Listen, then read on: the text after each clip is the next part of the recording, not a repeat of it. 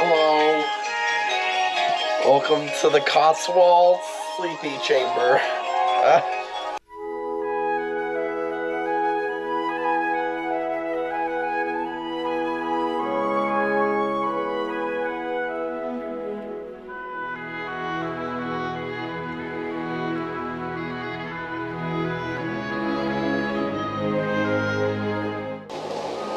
Just making some breakfast. Trying to learn how to use the kitchen. It's the morning right now, and we're eating eggs and bacon and toast. How'd you sleep? Good.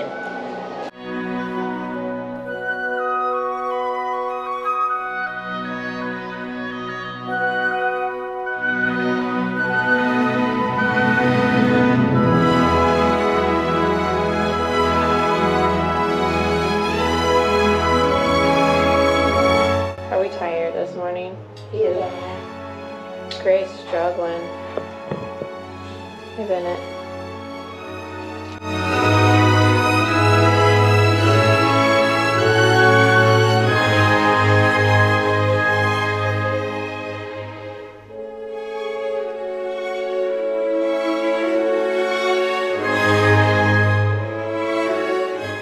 We are in, you hear the church bells?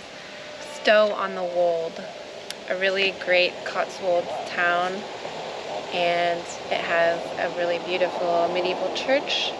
And we were looking at the medieval stocks, but it looks like they're broken. They're going to be restored. This is kind of the town square.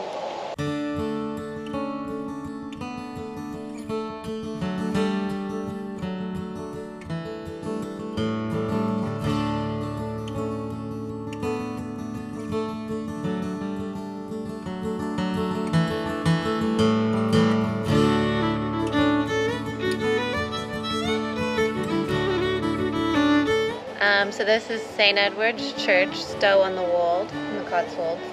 It's a great example of a wool church because during the medieval period, the wool trade was really strong in this area. That's why all these towns were flourishing, and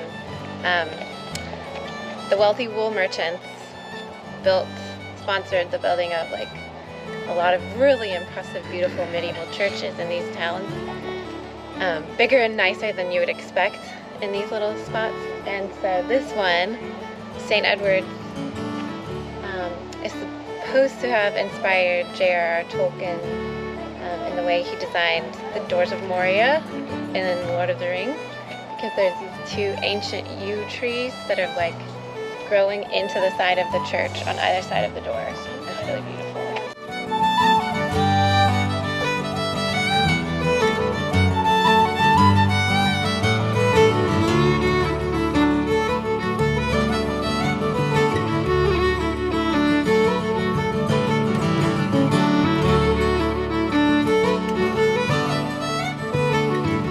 So these are bale tubes that look like this. We're in the churchyard at St. Edward. The wool merchants would have this, it's a bale of wool on top of their grave. A Saxon church stood here in the 10th century. Today's structure is mostly from the 15th century. We need to go inside and learn more about it.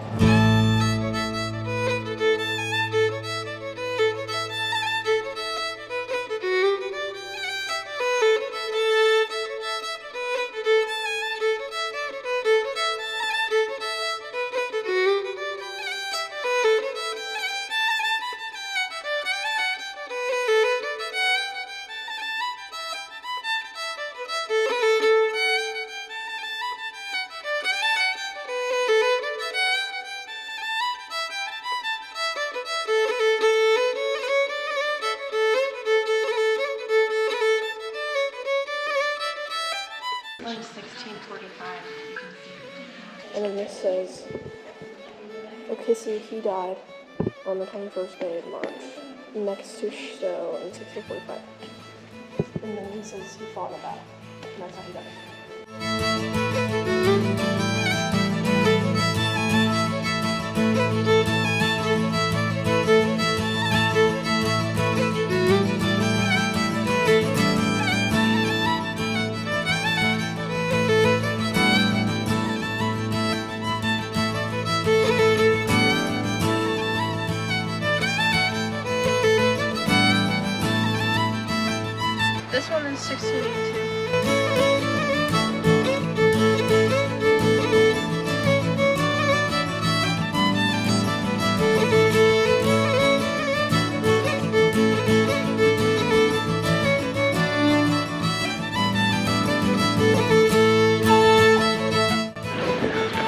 We just got some cheese at the Cotswold Cheese Company. And it's really fun. Yeah, that is some good cheese. What do you think of the cheese? I tried like the smallest piece and I was like, oh, no.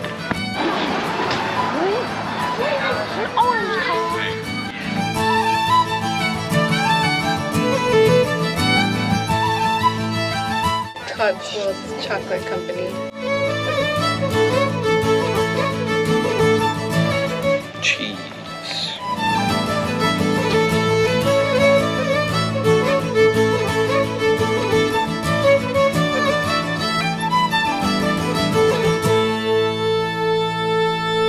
We just visited Stow on the Wold.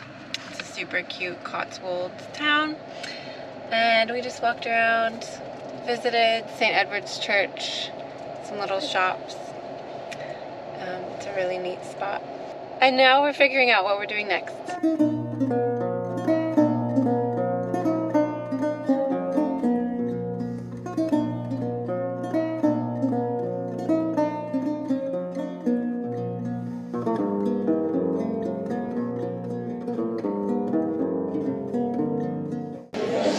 We're at the Cotswold Barn, and it's a little cafe place. It's really cute. Try not to get it on your hot chocolate. Good. This is like the best juice in the world. If you haven't had mango juice, I recommend that you try it. Ginger beer.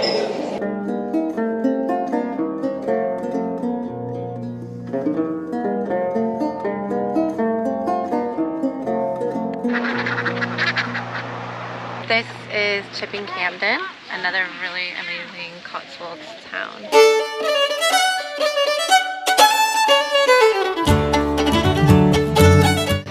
This is the medieval market hall where they would come to sell like fruits and vegetables and things.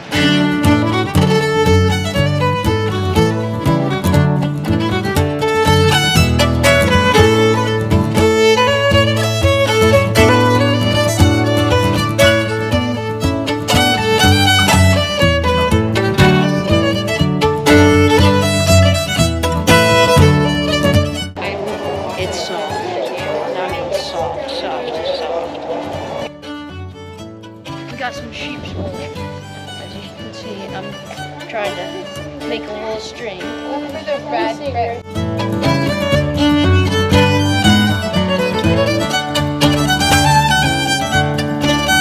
This is an important house. I think he was the first person to Live here? not live here, but the first person to build a big house. Because in the Middle Ages, it was mostly There's the church. They sound like Christmas bells. Wedding bells. Oh, wedding bells, yeah. Oh, and there's the gargoyle.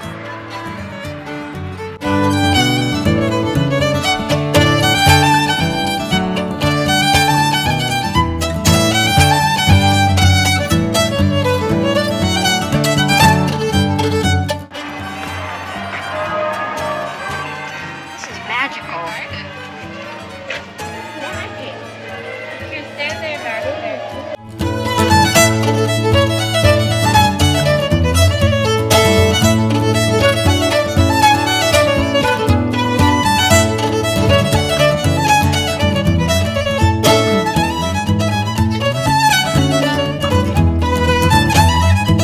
I didn't know that was there for a second. I thought that it was poking me in the eyes. Turns out the wind was blowing it against my face. We're breaking in, crashing the wedding.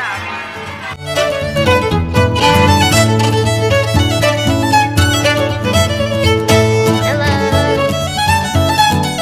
Wattle and daub. It's like a mud, that they would make it out of. And this is actually what most things are made out of, but then they did the stone facades on one side usually.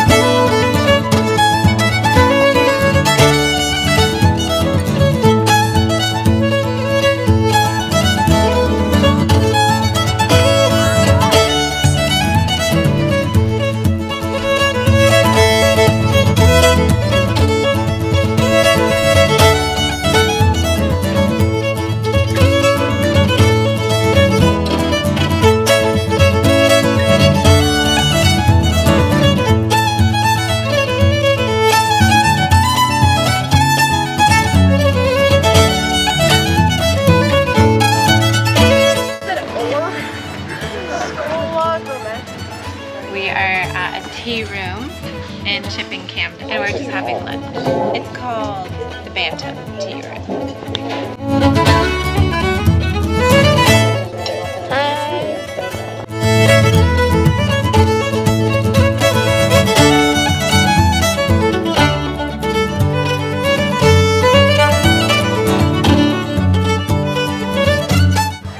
Bennett's.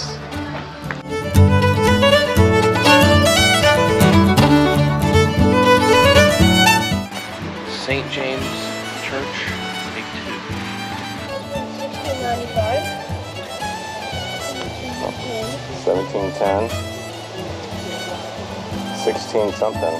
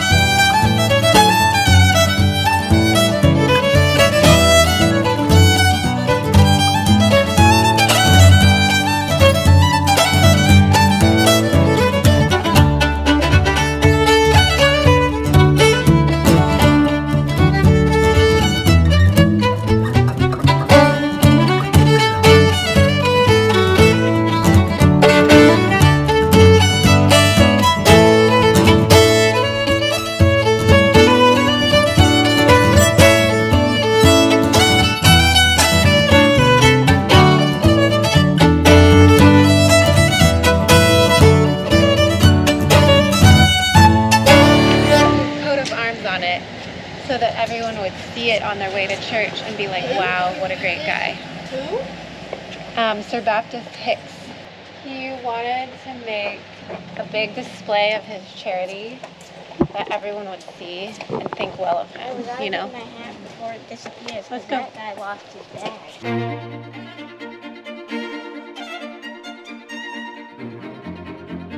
We were just in Chipping Camden, the cutest Cotswold town. It was all made of Cotswold limestone. Beautiful. We had lunch there.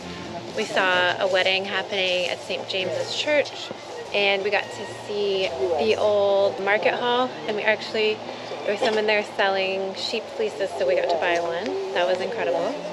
And now we are at Stratford-upon-Avon, the hometown of William Shakespeare. We're here at his church, Holy Trinity Church, where he's buried and where he also was the rector at the time of his death. We're gonna go see it.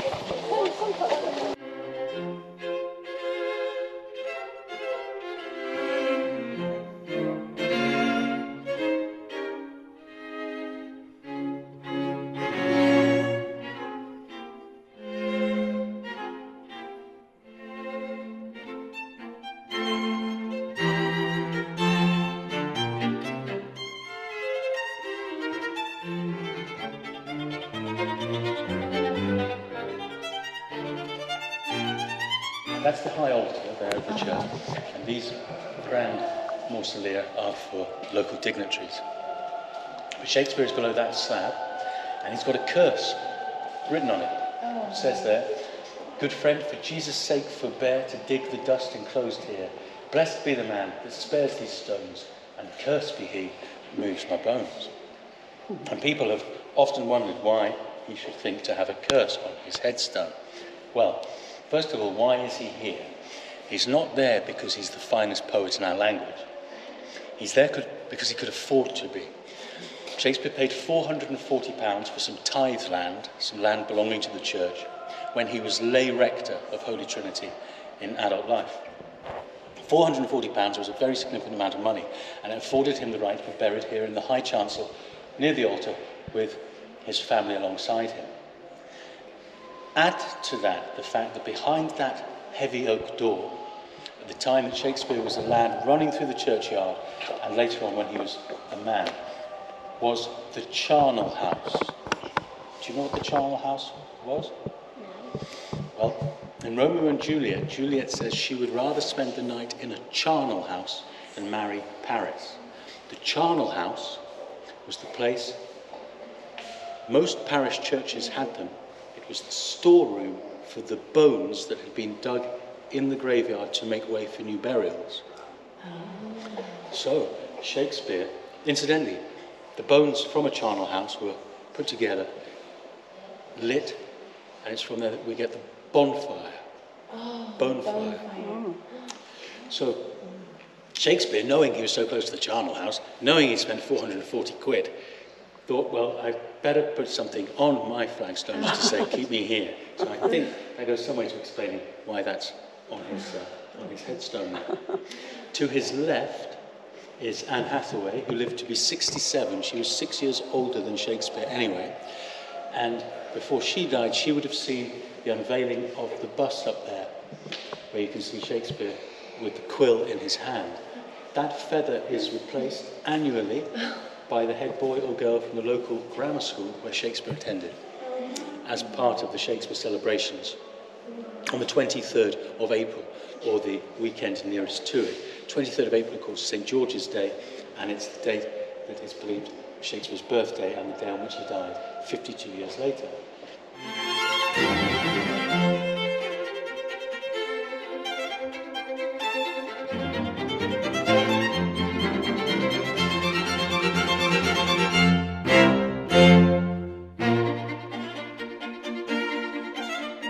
This is outside of Holy Trinity Church in Stratford-upon-Avon, and the walkway up to the church is lined by 12 trees, one set back off of the walkway for Judas. They were representing the 12 disciples. So that's pretty cool.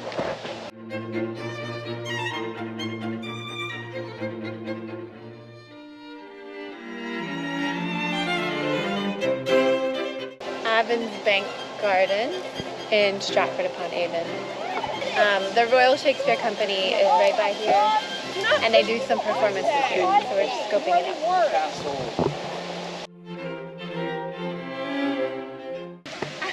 Oh, the Vikings are here! Then it's a Viking. Then it's a Viking. I mean, great. Then it's a Viking. Welcome back to River Challenge.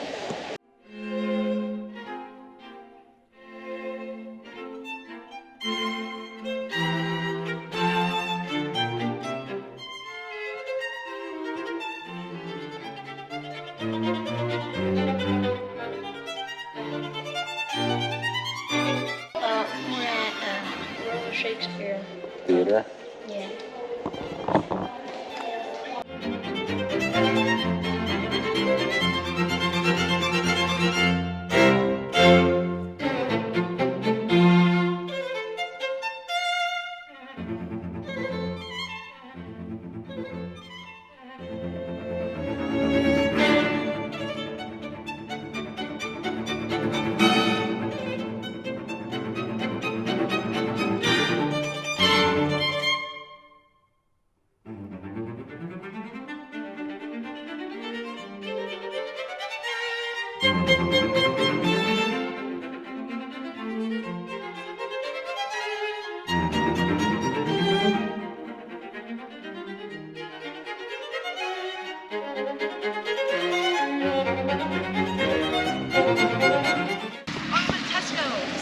In the wall, as Baxter Going says. to the Tesco.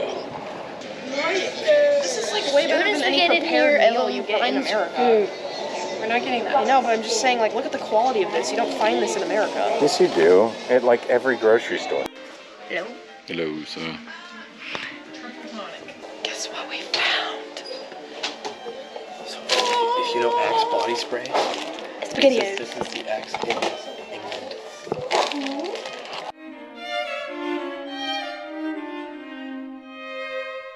We just went to Tesco and we bought a lot of stuff. We bought a lot of chips and some food, and it was cool. I kept calling it Aldi, but they have SpaghettiOs, so that's a win.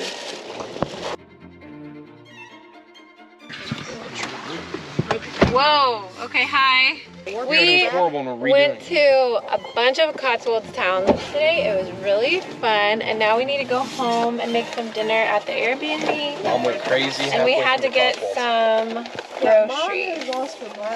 So we just went to Tesco. What was the coolest thing we saw today? You like the shops? Everybody got to walk around and see through the windows and see what they had. My favorite thing that we did today was walking on that footpath in Chipping Camden. What's your favorite thing? Getting to see the Cotswolds finally in real life because I've never been and I've always wanted to go. And I loved all of the little towns we went to. I agree, I think Chipping Camden was the best. Oh, amazing when we got to see a wedding in St. James's Church. You couldn't have planned that, and that was so cool. So I love that. My favorite was probably Chipping Camden. My favorite was also Chipping Camden and walking around. It was really pretty there. And the wedding, that was cool to see.